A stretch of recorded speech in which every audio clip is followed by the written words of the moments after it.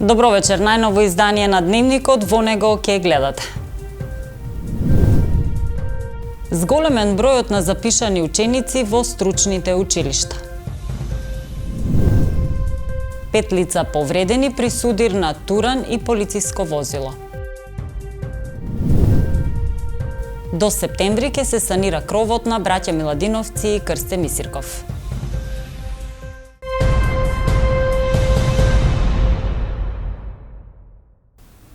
Зголемен е бројот на ученици во средните стручни училишта, но компаниите се уште се соочуваат со недостиг на стручен квалификуван кадар. Беше истакнато на социјалниот диалог кој го организираше Министерството за образование и наука заедно со секторот за образование во Куманово. Во градот недостигаат занаетчии од повеќе профили.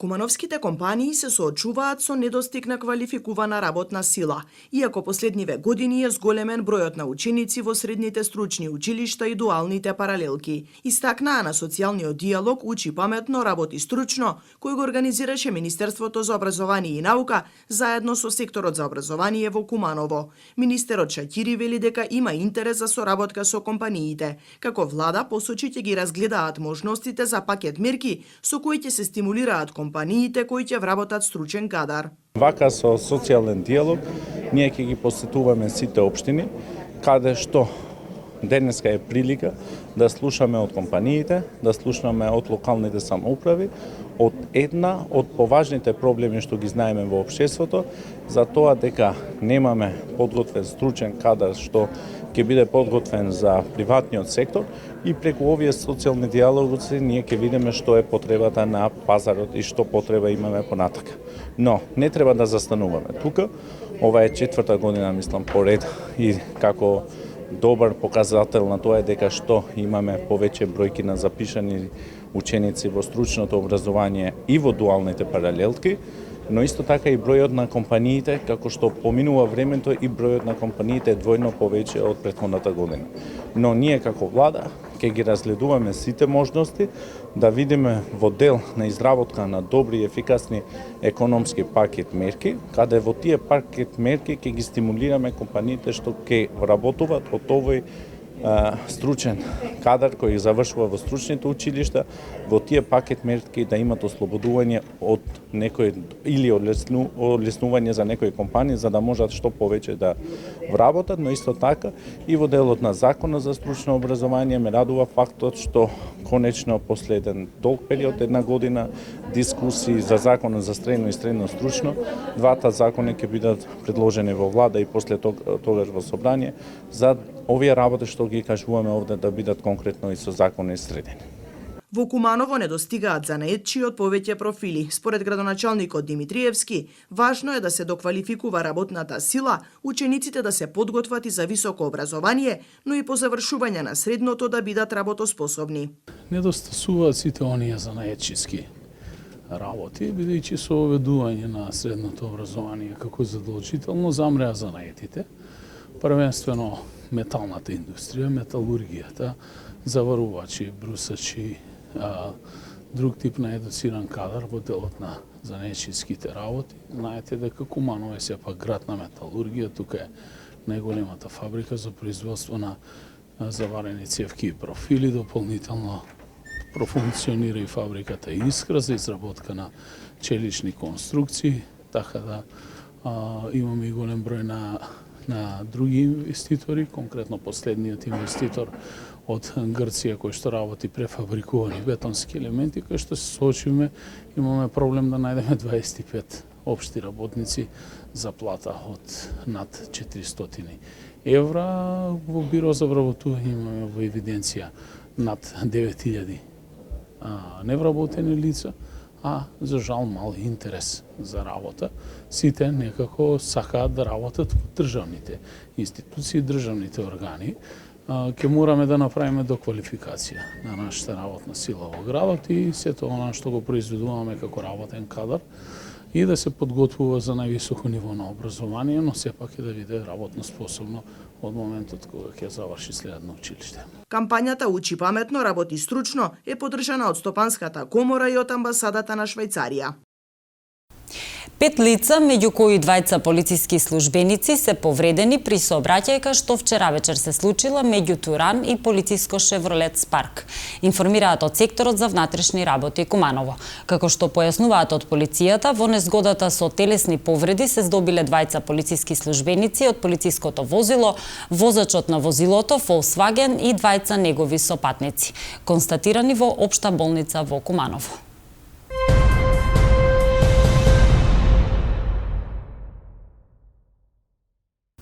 Кровот на училишниот објект на браќа Миладиновци и Крсте Мисирков ќе биде реконструиран до следната учебна година. Најави денеска министерот за образование и наука Јетон Шакири. Од друга страна пак градоначалникот Максим Димитриевски порача: ако ресорното министерство не може да го реши проблемот, општината ќе преземе мерки за санација на кровната конструкција. Сите ученици од браќа Миладиновци и Крсте Мисирков од следната учебна година настава ќе следат во постоечкиот училишен објект, а во меѓувреме целосно ќе се санира покривот на училиштата, најави при денешната посета на Куманово министерот за образование и наука Јетон Шакири.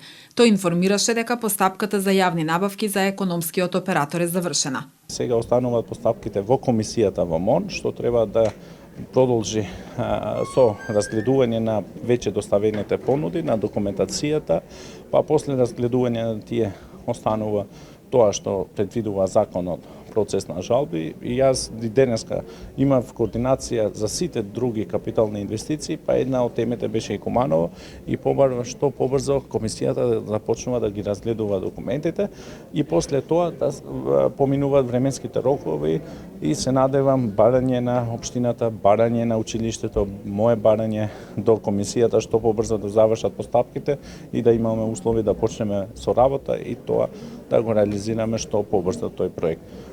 Тоа очекувам дека во ова календарска година да се заврши и 1 септември да не бидат веќе тие проблеми кои беа од претходната година. Доколку ресорното министерство не може да го реши проблемот со кровот на училиштата, општина Куманово ќе го стори тоа со брз ребаланс на буџетот, но претходно треба да бидат информирани надлежните во општината, рече градоначалникот Максим Димитриевски. Како што знаете, ние имавме постапка, која што беше во рамки на ресорното министерство, која што пропадна еднаш. Јас тие зборови од ресорниот министер веќе ги слушам подолг временски период, дека ќе се изнајде решение. Тоа го вети и премиерот, но за жал до ден денеска тоа решение не е изнајдено и не е решен проблемот. Се повикуваат на административни постапки. Мислам дека е коректно да не информираат, ако немаат можности тоа да го сторат, со брз ребаланс на буџетот на локално ниво да издвоиме средства и да изнајдеме начин и решение. Бидејќи во моментов ниту сме нагоре, ниту сме надолу, а ние како општина ќе завршиме школската година, децата се уште учат во други објекти и сметам дека на ова треба да му се стави крај. Еве и денеска ќе искористам средбата со министерот да поразговарам на оваа тема и верувам дека ќе биде решен проблемот, бидејќи претходните ветувања беа дека овој проблем ќе биде решен до крајот на измината година, што не се случи. Имавме можност, премиерот го посети ово училиште, кога доаѓаше во посета на нашиот град, иако не дојде во официјална посета на општина Куманово, даде ветување на менаџерскиот тим во училиштето и на граѓаните, но се уште нема ништо тоа.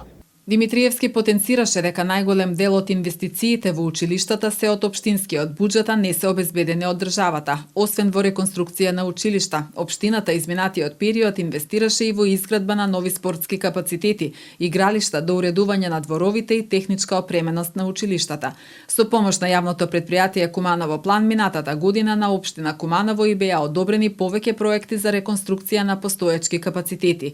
Димитриевски информираше дека и годинава аплицира со голем број проекти за реконструкција на училишта, но се уште нема одговор од ресорното министерство. Иако претходно ветувањата беа дека за време на зимскиот распуст ќе се изврши санација на кровот на двете централни училишта во кои што настава следат околу 2500 ученици од браќа Миладиновци и Крсте Мисирков, сепак проблемот останува да се решава во текот на наредните месеци. По минато неделното намалување на цената на дизелот, денес се намалуваат цените на сите горива. Цените на Евросупер 95 и Евросупер 98 се намалуваат за 2 денари за литар. 1 литар 95 октански бензин ќе чини 82 денари, додека 1 литар 98 октански бензин ќе чини 84 денари. Цената на евродизел горивото се намалува за 1,50 денари и 1 литар дизел од вчера ќе чини 78,50 денари. Новите цени стапуваат на сила вечерва на полноќ.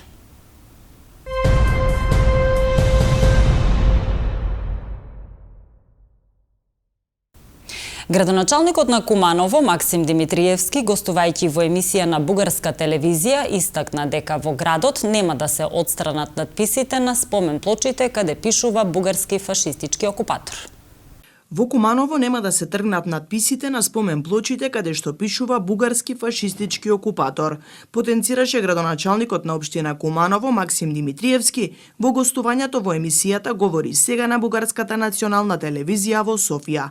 Не, во мојот град нема да се премахнат надписите на спомен плочите кај што пишува бугарски фашистички окупатор, затоа што тој бил окупатор, не бил администратор.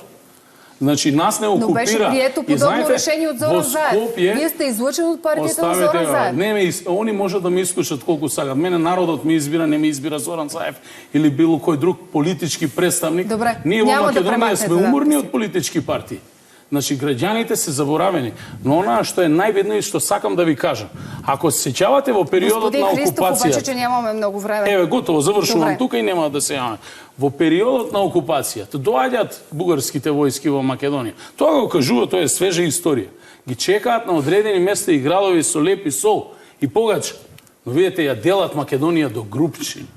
И тоа потврдува само желбата за чиста окупација и припојување на територија. Во емисијата Димитриевски изјави дека Гоце Делчев е символот на македонизмот. Тој потенцираше дека бугарите мора да признаат еден непобитен факт, а тоа е дека македонецот постои и не може да велат дека после 46-та година македонците настанале. Во Македонија доаѓаа политичари од Бугарија, не навредува. Ни кажуваа дека Бугарија е од Охридско езеро до Црно море, дека Охрид е најголемиот, најубавиот град во Бугарија и така натаму. Замислете реакцијата на македонската јавност. Зошто дојде до ова? Во континуитет македонскиот народ, македонската државност се навредува.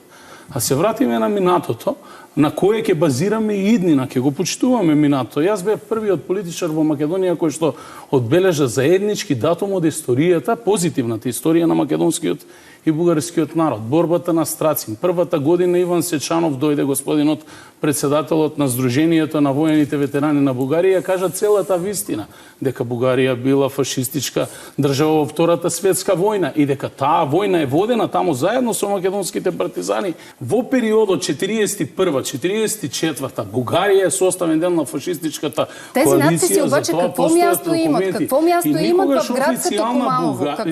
Не излезе и не се ми кажете какво място имат тези надписи в град като Куманово, чието знак ни подарихте току-што. Знаете што е резултат на таквиот режим на владење? Оваа книга само за мојот град. Над 900 жртви. Овој човек има, овој ми е дедо. Има 15 години исечене на парчиња. Значи, над 800 жртви, од кои најголем дел или над 90% се убиени од бугарската фашистичка полиција и армија. Ова не може да се заборави, но може да се стави на страна, да се учи од минатото и да креираме нова иднина. Но не на начинот како што го креираат некои поединци од вашата држава. За да почитуваш, првенствено треба да добиеш почит. Јас бев се поклонив во Страцин на жртвите во таа борба, но следната година слушнав навредливи зборови во мојата сопствена држава од поединците. Во емисијата тој информираше дека за положување на цвеќе во Скопје чекал 2 часа. Бил најавен во делегацијата и чекал затоа што такви биле мерките за безбедност. Во однос на ситуацијата со момчето од Охрид, Димитриевски посочи дека момчето не го познава, но го осудил веднаш тој чин. Територијалната противпожарна единица изминативе 24 часа имала 3 интервенции. Соопшти денеска регионалниот центар за управување со кризи Куманово. Оджак на семеен дом горел во село Љубодрак вчера по 21 часот. Пожарот бил изгаснат за половина час. Пожарникарите гаселе пожар на запален оджак и на куќа во населбата Карпош, како и на улицата Народна револуција.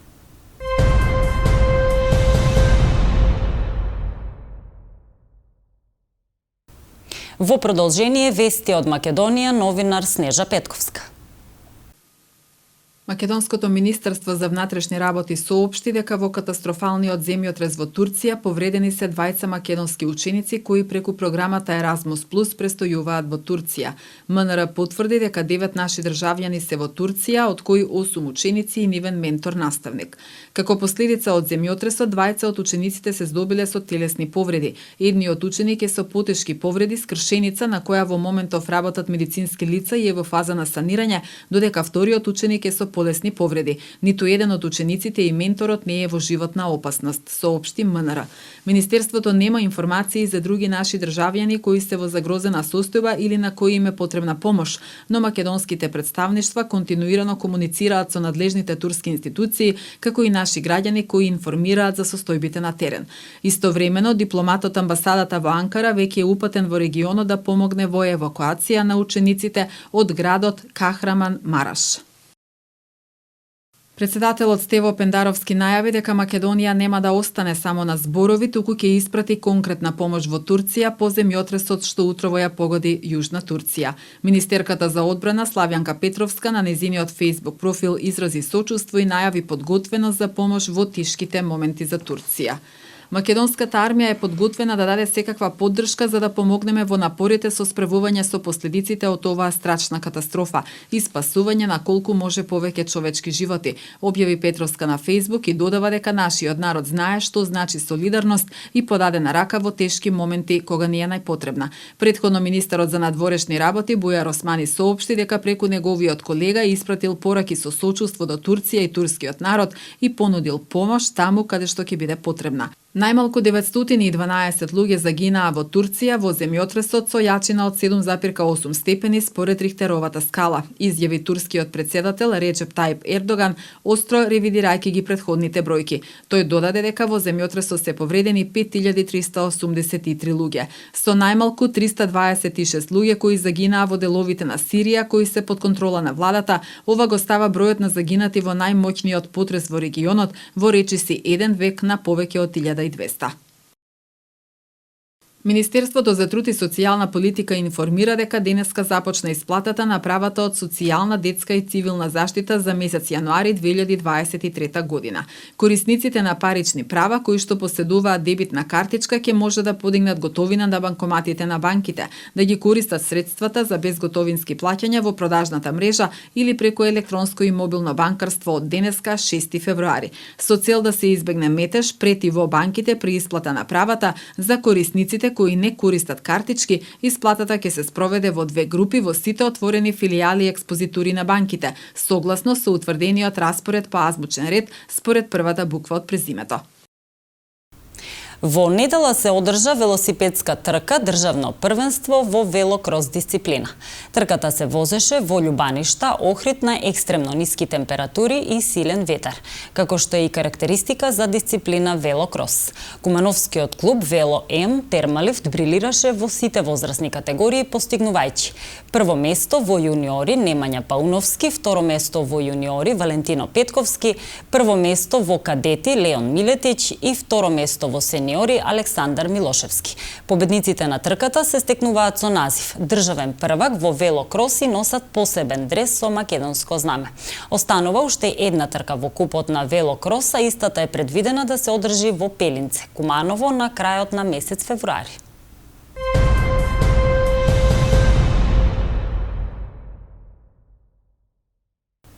Во периодот од 30 јануари до 5 месецов, Министерството за внатрешни работи спроведе акциска контрола на територијата на земјава за санкционирање на неисполнување на пропишаните услови во однос на затемнувањето на стаклата на возилата. При контролата санкционирани се 38 учесници во сообраќајот. На сите прекршители изготвени им се соодветни поднесоци.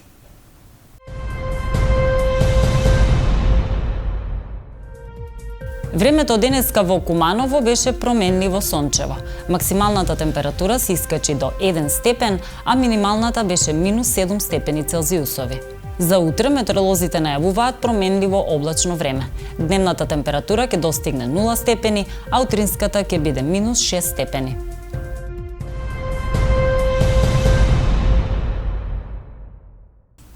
Тука е крајот на дневникот. Ви благодарам за вашето внимание. Имајте пријатна вечер.